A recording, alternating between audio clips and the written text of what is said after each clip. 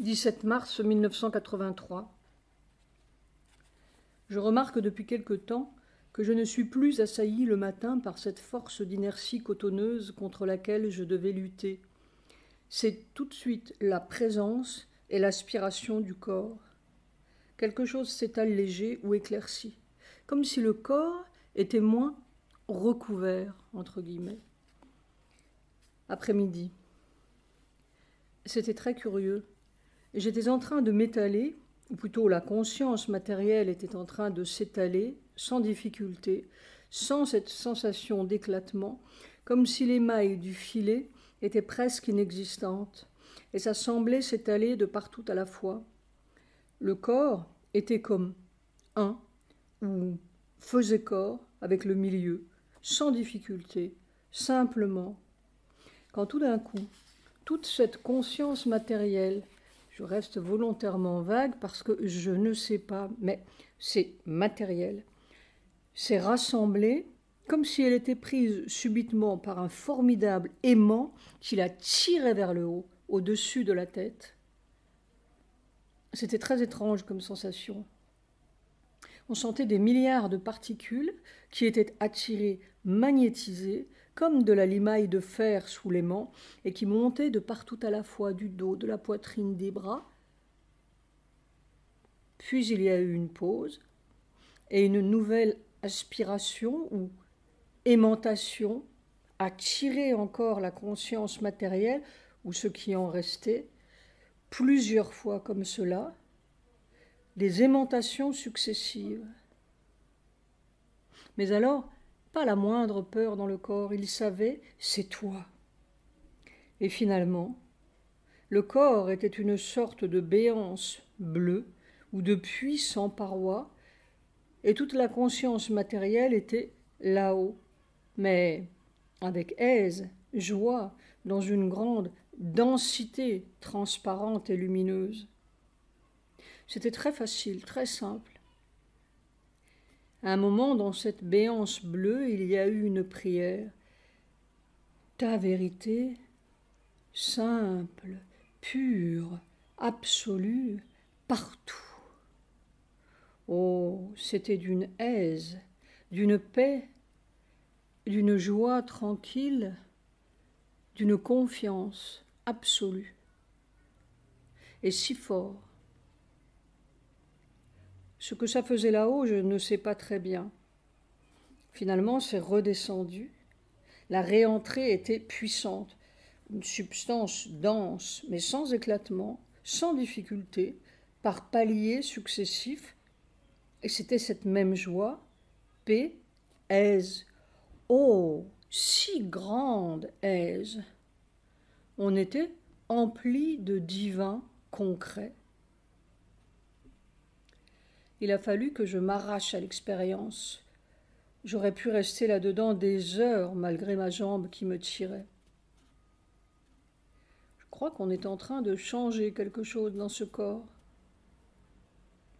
Mais vraiment l'étrange, c'était ces innombrables particules qui montaient de partout dans le corps, très matériellement, comme attirées par un formidable aimant au-dessus de la tête.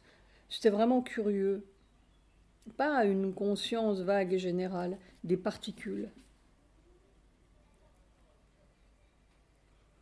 Je ne sais vraiment pas quoi faire. Il y a une espèce de perroquet mental qui est là pendant toute l'expérience et qui observe tout, note tout. C'est très dérangeant. Est-ce voulu? Ou est-ce une nécessité pour les autres, entre guillemets? Mais c'est très gênant. On n'a pas toute la joie et le délice et la liberté de se laisser aller ou de se perdre dans l'expérience. Est-ce une manie à rejeter? Est-ce un schéma valable pour les autres ou est-ce que chacun n'aura pas son schéma particulier? Probablement. Évidemment, le schéma, entre guillemets, de mère, si j'ose dire, m'aide beaucoup à comprendre ce qui serait autrement très inexplicable et chaotique ou dangereux et fou, entre guillemets. 18 mars 1983. Un abandon total du corps, sans peur. Ma vie est à toi, ma mort est à toi. Le grand vidage. que ce bout de matière soit complètement à toi. 19 mars 1983. Pour moi, tel que je le comprends, toutes ces manifestations ont un seul sens, la descente, l'infiltration et l'imprégnation de la conscience matérielle par le pouvoir nouveau. C'est ça qui fait le travail et qui sait ce qu'il a à faire. Nous ne savons rien. Les effets de ce pouvoir. 1. Purification du subconscient et de toutes les vieilles empreintes, réactions, habitudes de la conscience matérielle corporelle. C'est le cocon noir. Ça triture tout ce magma collant. 2. Plus ça purifie, plus le filet se décolle. Et par voie de conséquence, c'est l'élargissement de la conscience matérielle qui retrouve son unité avec la matière. Le corps, pur, se découvre de son manteau individuel, un manteau de mensonge. C'est le faux corps mortel qui peu à peu se laisse infiltrer et envahir par le vrai corps total. 3. L'effet ultime, ou prochain, doit être l'éveil de la conscience cellulaire, la splendeur qui est dedans. Ce qui est tout en haut éveille ce qui est tout en bas. Alors le travail se fera automatiquement du dedans, de l'intérieur du corps. Ce sera le commencement de la supramentalisation avec ses effets inconnus. Les moyens du travail, je n'en connais qu'un, le mantra de mère. Et d'abord cette merveilleuse syllabe, Om, magique, comme un harpon de lumière, qui monte tout droit et va ouvrir les écluses du supramental ou du pouvoir nouveau. C'est vraiment l'invocation du suprême et la réponse merveilleuse. Et puis l'abandon total, sans peur. Se laisser emporter par le pouvoir comme un fétu. Laisser faire, surtout laisser faire, ne jamais orienter l'expérience. La passivité totale avec l'aspiration intense du corps. Être à toi, c'est tout. Si on est à toi purement, tout le reste en découle. Le nom de Sri Aurobindo est aussi un merveilleux mantra. Après-midi. J'étais en train d'invoquer le suprême afin qu'il emplisse ce corps de son délice, quand, soudain, je me suis retrouvée sous ce formidable aimant qui tirait toute la conscience matérielle au-dessus de la tête. C'était irrésistible, impérieux, ça montait, j'en avais les épaules soulevées. C'est monté longtemps, par aspirations successives. Cela faisait comme une masse bleue foncée dans et au-dessus de la tête. Et ça continuait. Je laissais faire, mais il y avait quelque chose en moi qui, moi, c'était ce perroquet mental, cet oiseau-là resté à tout regarder, qui se disait que c'était le chemin de la mort. Le corps se laissait faire, il disait « c'est toi, Seigneur, c'est à toi ». Mais je sentais bien une sorte d'inquiétude. Ça a continué de monter très longtemps. C'était difficile à supporter. Il n'y avait plus qu'un souffle dans le corps et tout était extraordinairement sans vibration. Comme dans un silence sans poids, très annulé. Ce qui se passait là-haut, je n'en sais rien. Quand ça a commencé à redescendre, j'ai senti un soulagement quelque part dans ma conscience, ou peut-être dans cet oiseau-là. C'est redescendu avec des pauses entre chaque rentrée. Tout restait très neutre, sans vibration. Ça se remplissait simplement. Je ne peux pas dire, c'est très incompréhensible. Je sentais seulement la fatigue. C'était long, ça n'en finissait plus. Nous verrons. Pour dire la vérité, c'est très difficile. On a l'impression qu'on va mourir. C'est gênant. Soir. On reste avec les yeux ronds et un peu hébétés, comme si on revenait d'ailleurs, mais pas tout à fait. Je me souviens que l'aspiration ou aimantation de la conscience vertébrale a été particulièrement longue. Le reste s'est vidé assez vite, relativement. Peut-être que l'acte de penser, pour l'homme du néolithique, représentait une dangereuse aimantation qui le projetait ou l'évaporait dans un monde incertain et vertigineux. Maintenant, c'est l'acte nouveau. Au lieu d'un acte d'abstraction, c'est un acte de concrétisation. Il faut apprendre à étendre sa matière et à connaître tout exactement en devenant la matière de tout. Ce sera la manipulation directe, d'une précision jusqu'à l'atome, disait Mère. Il ne faut pas avoir peur du prochain acte. 20 mars 1983. La belle histoire, la plus belle histoire, ce serait que tu sortes de ce cercueil avec Sri Aurobindo. Alors ce serait le règne de la vérité. Alors je t'écouterais encore. Alors ce serait toi qui ferais et tout serait simple et tu viendrais tous les jours me raconter la nouvelle belle histoire de la terre. Non. C'était si fort que j'avais envie de m'évanouir. Il serait entré par la porte que je n'aurais pas été plus surpris ni plus écrasé de lumière. Oh, encore, encore. Tu me diras encore. Il y a des moments où on ne sait plus si c'est l'intensité de l'appel ou l'intensité de la réponse. 21 mars 1983. Ça a l'air si dérisoire, un petit bonhomme tout seul dans sa chambre qui appelle le changement de la terre. Il faut beaucoup de foi pour ne pas se laisser emporter par la futilité. Il y a un coup d'œil galactique qui est assez écrasant.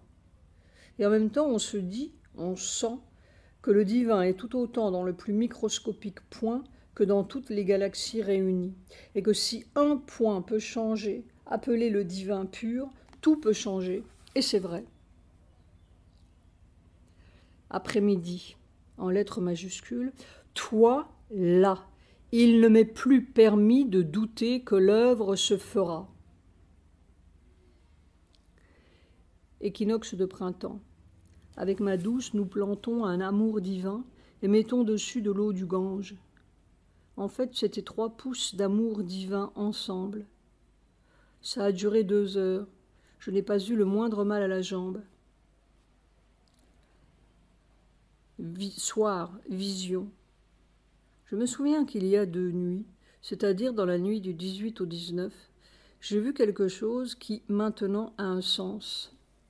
J'étais à bord d'un bateau assez gros, pas un voilier, semble-t-il, et nous allions accoster et nous amarrer à un quai, puis le bateau s'est déplacé, et je voyais le gros câble d'acier amarré à une bitte, mais ce câble se déroulait, et le bateau quittait le quai sans larguer l'amarre et s'éloignait de la côte.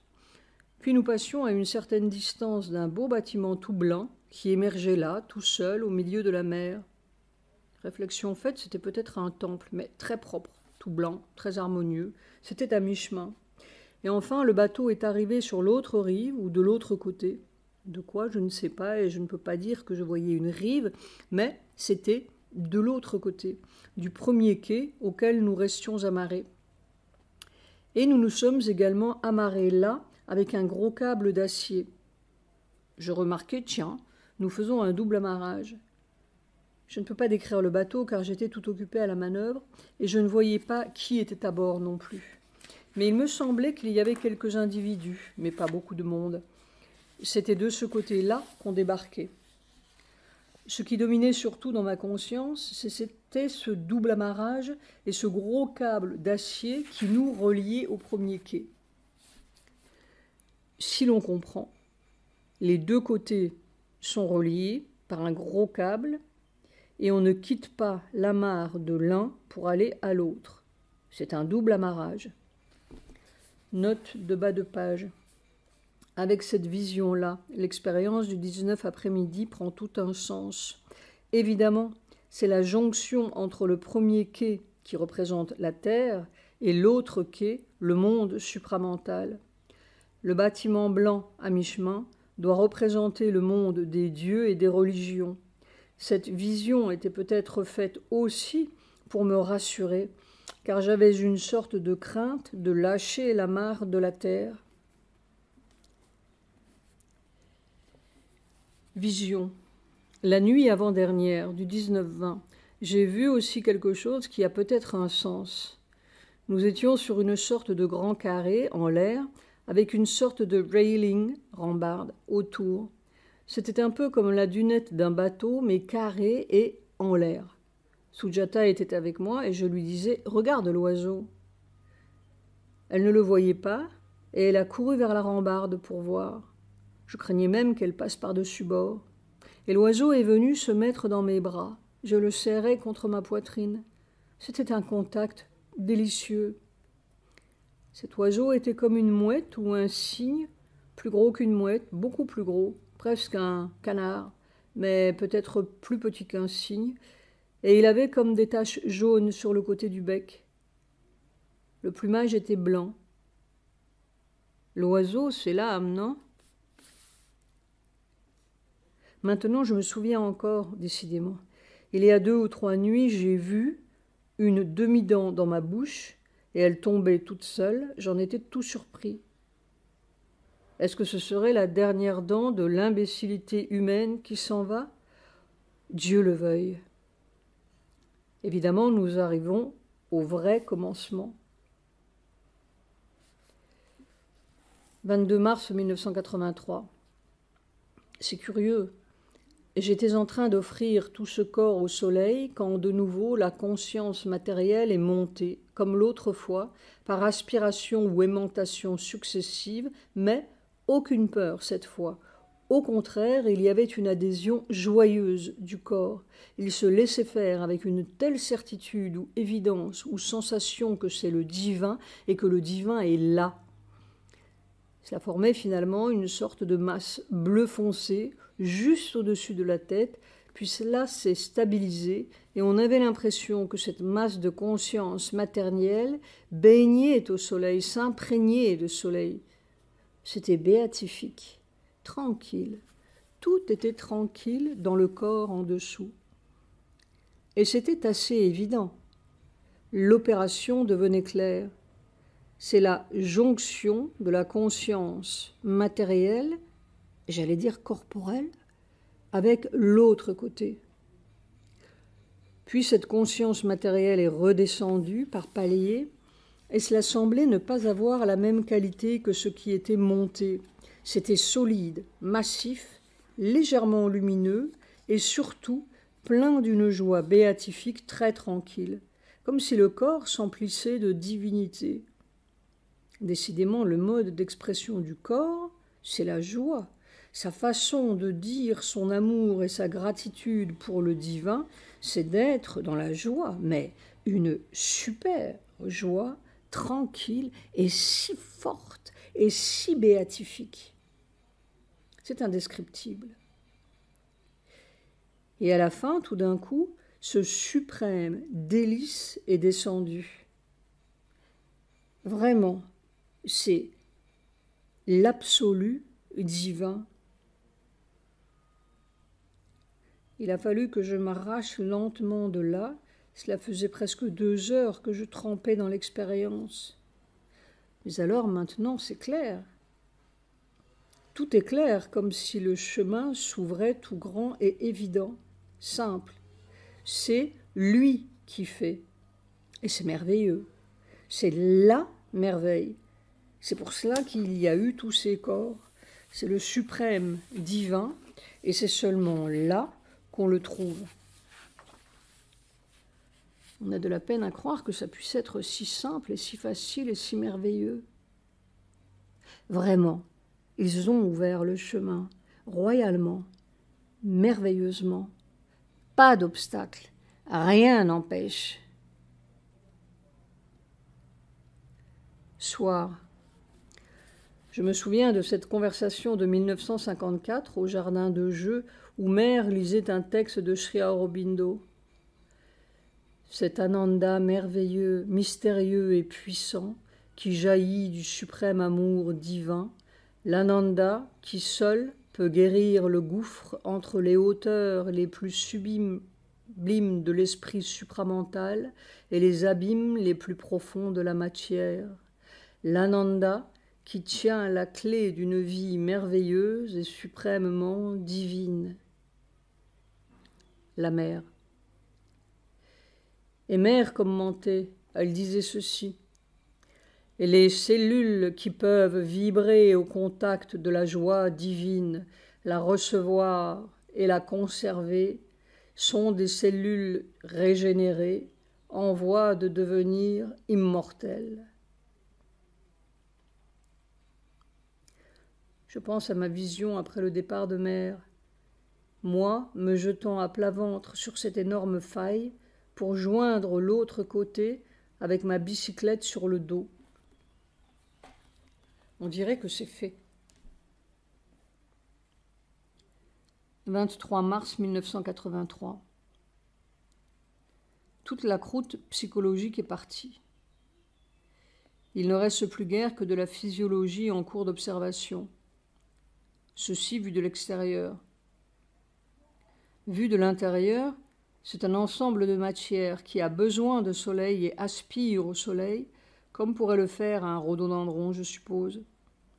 Cela s'apparente plus au végétal qu'à l'animal. C'est un état très larvaire, sauf quand c'est touché et saisi par le soleil, avec un grand S. Évidemment, nous sommes loin de Victor Hugo et de Lamartine. Je vois tout de même bien Voltaire et Rimbaud en blouse blanche penchés sur l'éprouvettes. Drôle d'équipe. J'entends Voltaire regardant les cellules et les molécules. Dire que c'est français et que ça fait peut-être déjà des péchés. Et Rimbaud de se retrousser les manches. Tonnerre de Zeus, mon cher, elles sont abyssines et nous allons les sortir de l'enfer humain. Pas se décourager. Soir. Le corps est affaibli. Je voulus regarder le bornage de la maison, puis marcher un peu dans la forêt. Pas pu marcher. J'ai lutté contre l'évanouissement pour rentrer. Les voix charmantes ne manquent pas de dire, tu vois, tu démolis ton corps avec tes expériences. 24 mars 1983. D'une certaine façon, le chemin est très facile. On ne peut rien faire. On ne sait même pas ce qu'il faut faire. Il faut seulement perfectionner l'abandon et puis la pure simplicité de l'appel. Le plus difficile peut-être, c'est d'oublier toutes les expériences précédentes et d'être complètement neuf, innocent devant le nouveau jour. On a tendance à perpétuer les courbes ou à s'attendre que. Vraiment, on ne comprend rien.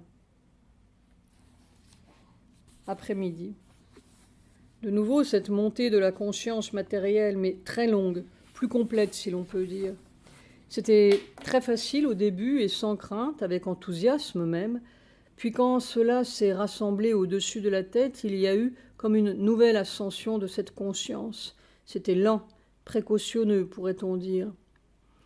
Il y a eu un long silence immobile, comme si tout était suspendu entre deux mondes. J'ai senti le besoin de dire « Ma vie est à toi, ma mort est à toi ». Il fallait consentir à ça aussi. C'est monté plus haut, je ne sais où. J'avais l'impression que tout cela joignait le soleil, ou Sri Aurobindo, ou ça, enfin la source. Mais je ne peux pas dire. La première partie de l'opération a duré 1h30. C'était très long. J'étais très fatiguée. Puis c'est redescendu pendant 3/4 d'heure avec des pauses. On aurait dit que cela descendait de centre en centre, lentement, jusque dans les pieds même, semble-t-il. Je ne peux pas dire exactement parce que j'étais dérangée par ma jambe qui me tirait. Tout le corps était comme un bloc transparent, un peu bleuté, solide mais sans parois, semble-t-il. Il n'y avait pas de moi là-dedans. J'étais trop épuisé pour soutenir plus longtemps le mouvement et je crois que j'ai un peu bâclé la fin. 2h15 en tout, c'est très difficile à soutenir. La seule prière, à toi, que cette matière soit à toi, que cette terre reçoive la vérité, que le règne du divin arrive, que ce soit ta prière dans la matière. J'ai l'impression que l'on dose l'expérience et qu'elle n'est peut-être pas encore absolument complète. Mais c'est une clé, je crois. Ça suit son cours. C'est la jonction matérielle de deux mondes sans perdre la mare de la terre. Espérons-le. 25 mars 1983. Toutes ces expériences de la conscience matérielle ou corporelle sont d'une extraordinaire simplicité concrète. C'est comme de la terre sèche qui aspire à la pluie, ou comme une jeune pousse qui monte vers le soleil. Le mental, le vital, le cœur, les sentiments et les humeurs bonnes ou mauvaises n'ont rien à voir là-dedans. Le corps s'en passe tout à fait. Non seulement il s'en passe, mais il leur dit « fichez-moi la paix ». C'est vraiment une conscience tout à fait indépendante de nos superbes superstructures. On pourrait dire que « je » n'a rien à voir là-dedans. C'est en dehors de toute personne ou individu, dirait-on. Et le moins l'individu s'en mêle, plus c'est efficace, direct, simple et clair, automatique. Cette merveilleuse indépendance est de plus en plus évidente et quotidiennement tangible quand je m'assois le matin sans particulière chaleur intérieure. Lui a de la chaleur ou de la soif. Il a soif. On dirait que les rôles sont renversés. Lui qui a été toute sa vie sous le poing ou le joug de ses maîtres mentaux et vitaux et sentimentaux ou sexuels et à la merci de leurs caprices successifs, il affirme son indépendance et presque sa supériorité. Un peu comme s'il disait « c'est une affaire entre le suprême et moi ». Et c'est absolument vrai. Le corps comprend seulement le suprême, pas toutes les histoires entre deux. Pas même les histoires spirituelles et divines, entre guillemets. C'est intéressant, dirait Mère. En somme, le corps est propre. C'est tout ce qui le recouvre qui est trouble et douteux. On dirait que toute l'évolution est une histoire d'amour entre le corps et le suprême ou entre la matière et le suprême. Je commence à comprendre pourquoi on m'a fait enfant du matérialisme occidental. Né en Inde, j'aurais été englué dans les zones intermédiaires. Tout devient clair, comme si j'avais touché une clé.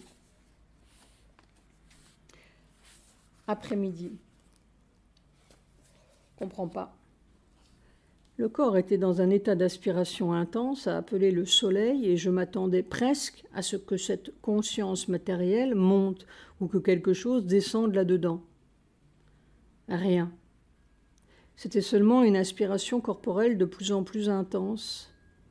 Et je pensais, entre guillemets, ou je me rappelais, cette photo que j'ai vue récemment d'un village sous le cercle arctique en Norvège, une croûte de neige glacée.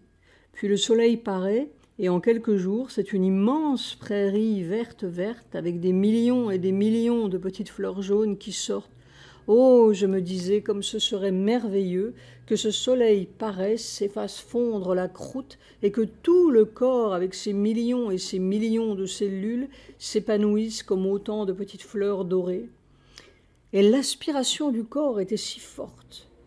Puis c'est comme si tout devenait un bloc d'aspiration homogène, mais pas un bloc solide, une solidité souple, dirait Mère, et transparent et immobile sous la pression d'un invisible soleil. Tout était immobile, transparent, sous pression. J'avais l'impression que ma tête était toute ouverte, sans calotte crânienne, et que ce bloc transparent était sans paroi. C'est resté longtemps comme cela, sous la pression de cet invisible soleil complètement immobile. Et puis rien. Mais simplement le corps s'offrait à cet invisible soleil. Quand j'ai voulu sortir de cet état qui semblait très normal, il a fallu littéralement m'arracher, et j'ai eu beaucoup de mal, il a fallu beaucoup de temps. C'est étonnant. Je ne croyais pas être loin ni là-haut, seulement cette densité d'aspiration immobile, et puis probablement c'était comme si le corps était très étalé dans cette transparence, et il a fallu du temps pour récupérer tout cela. Point d'exclamation entre parenthèses. Je ne sais pas, je ne comprends pas. Mais la prairie n'a pas éclos au soleil. On verra. Ce mental observateur est très très gênant. Et en même temps, je n'arrive pas à me décider à le bannir. Nuit. Descente de l'amour divin.